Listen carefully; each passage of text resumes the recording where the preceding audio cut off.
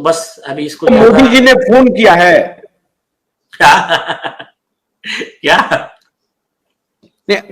बहुत सारे लोग ये कहते हैं कि मोदी जी के बिहेस्ट पे नीलेश ओझा जो है वो जज के खिलाफ लगे हुए हैं। अरे सुनिए, लोग तो कहते, छोड़िए आप, सुशांत सिंह राजपूत दिशा सालियान के केस में एफिडेविट दिया आदित्य ठाकरे ने। उसमें कहा कि जो नीलेश ओझा हो या रशीद खान पठान हो या और कोई, अपनी सारी लिस्ट दिया। बोले ये सब लोग, इनको मोदी जी, अमित शाह जी ने खड़ा किया है, इनके आरोप राजनीति से प्रेरित है। तो ये तो देखिए, उसके ऊपर सुप्रीम कोर्ट के 50 जजमेंट है। भजन लाल के केस में भी हुआ है कि सिर्फ राजनीति से प्रेरित है आरोप, ये इसके बोलने पे आरोपी बच नहीं सकता है। आप सिर्फ पहले मुद्दे की बात करो, ये गुनाह में आप आरोपी हो कि नहीं, ये आरोप, ये जो डॉक्यूमेंट कह रहे हैं ये सही है कि नहीं है। और दूसरी चीज, अगर क्योंकि अब मैंने ये सवाल क्यों पूछा, अब आप कहेंगे कि भाई मैंने ये सवाल क्यों पूछ लिया, हमको कहां से सपना आ गया, मैं एकाएक आपसे ये सवाल पूछ लिया। मैं ये जानना चाहता हूं कि इतना स्पष्ट एलिगेशन, साफ साफ एलिगेशन है, प्रूवन एलिगेशन है, साफ दिख रहा है, उसके बाद भी राष्ट्रपति महोदया कोई एक्शन नहीं लिया। और उस दौरान मुझे याद है कि जब चंद्रचूड़ साहब की नियुक्ति हो रही थी तो उस दौरान ये याचिका गई थी और काफी दिनों तक ये पावर गैलरी में चर्चा चलती रही कि इनको बनाया जाए नहीं बनाया जाए। और उस वक्त अपेक्षा थी कि यूई ललित शायद ये कमान उनको नहीं सौंपेंगे, लेकिन उनको सौंपना पड़ा, उन्होंने सौंप दिया।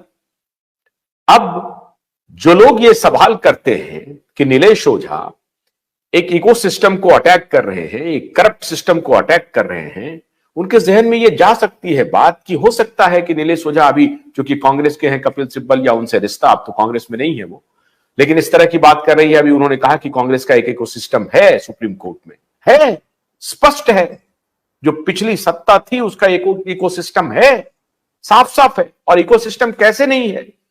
आज नेता प्रियंका गांधी ट्वीट कर रही है, तमाम नेता ट्वीट कर रहे हैं, लेकिन तमाम कोई नेता ये नहीं कह रहे कि ये प्रक्रिया क्या चल रही है भाई, ये ठीक बात नहीं है। गिरफ्तार हो रही है, उसके मेरिट पे नहीं कोई सवाल हो रहा है कि इस विषय क्या है। विषय यह है कि अपोजिशन में उनको अरेस्ट कर रहा है। अरे भाई, मेरा ये कहना है अपोजिशन में है तो करप्शन क्यों है, उसका पहले जवाब दे दीजिए। खैर चलिए, आप ये कह सकते हैं कि भाजपा वाले भी करप्ट हैं, भाजपा वाले पर भी करना चाहिए, अभी नहीं कर रहे हैं, आपकी सत्ता आएगी आप कर लीजिएगा, करते भी रहे हैं, आपने किया भी है, इसे किसी ने इनकार नहीं किया है। हमारा ये पूछना है नीलेश जी कि अगर नीलेश ओझा एक पर्टिनेंट सवाल पूछ रहा है, विद फैक्ट्स रख रहा है, चाहे वो मोदी के तरफ से हो, चाहे वो कांग्रेस के तरफ से हो, चाहे कम्युनिस्ट के तरफ से हो, who is asking is not important, what is asking is important. yes. तो नीलेश ओझा पूछ रहा है, इट इज इमटेरियल। ऑन हुम बिहेस्ट पूछ रहा है, that is also immaterial. So the important is भाई नीलेश ओझा पूछ क्या रहा है और जवाब क्या रहना चाहिए।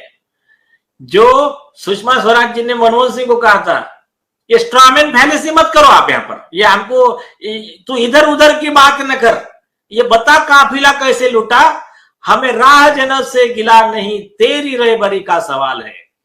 सो don't tell irrelevant things, tell how काफिला got looted. We are not concerned with the looters. It is question of your leadership. So ये सवाल सीए चंद्रचूड़ जी को भी जाता है, और मैं तो ये कह रहा हूं ये सवाल सीबीआई को भी जाता है। आपकी तो हर बार क्या हम ही आपको कंप्लेंट और इंफॉर्मेशन देते रखेंगे क्या? आपको सैलरी किस चीज की दी जा रही है? सेंट्रल विजिलेंस कमीशन नाम किस लिए है वो? तो आपको इनके ऊपर नजर रखना है। आपने कितने जजेस का सर्विलेंस किया, कितने जजेस का करप्शन आपने एक्सपोज किया, तो क्या आप भी क्या उनकी फाइल बनाकर आप उनसे भी आप सेटलमेंट कर रहे हो क्या? तो ये भी जवाब आप देश को दीजिए।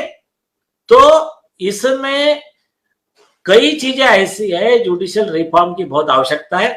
और एक ख्याल में रखिए, नॉर्मली आज मैं वो भी क्लियर कर देता हूं कि इकोसिस्टम के मामले में आरोप, अच्छा और एक बात है, आरोप उल्टे किस पर लग रहे हैं? आरोप लग रहे हैं मोदी सरकार पे कि आप जजेस को ब्लैकमेल करके अपने फेवर के ऑर्डर करवा के ले रहे हो।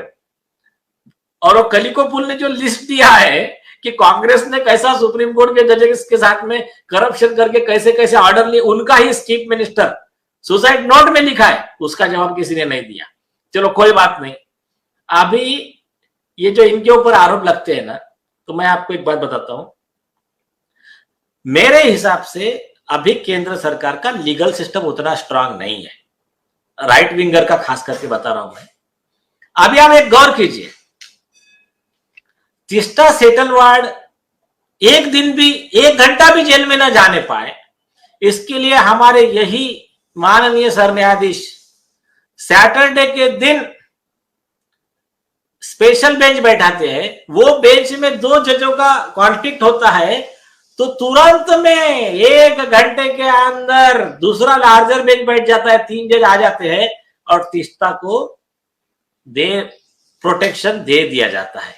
भोलानाथ का ब्रश कटर एक बैटरी से चलने वाली मशीन है जिसका चार्जिंग समय 3.5 घंटे है। इसे हम 6 से 8 घंटे बिना रुके चला सकते हैं। एक बार चार्ज करने पर ये 16,000 स्क्वायर फीट गेहूं, चावल, बजरा, जोबर के खेत काट सकता है, जबकि इसी कार्य को पेट्रोल ब्रश कटर 1,000 रुपए पेट्रोल का खर्चा करता है।